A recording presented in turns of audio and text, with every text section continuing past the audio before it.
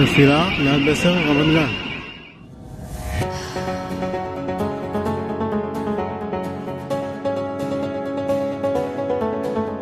Pasukan Hizbullah dari Lebanon menyerang pusat kota Tel Aviv menggunakan rudal Fateh 110 pada Senin 18 November. Serangan tersebut memicu ledakan dahsyat di negara Zionis tersebut. 4 ledakan kuat terdengar di lokasi itu menyebabkan kerusakan properti dan pemadaman listrik di beberapa area. Dilaporkan 5 orang Israel terluka akibat terkena pecah rudal Hizbullah yang dicegat Iron Dome.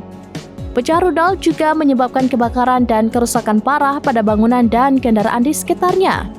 Sementara itu beredar luas di media sosial detik-detik rudal menghantam wilayah pendudukan Israel. Kepanikan, ketakutan, serta tangisan menyelimuti para pemukim Israel setelah hantaman rudal Hizbullah.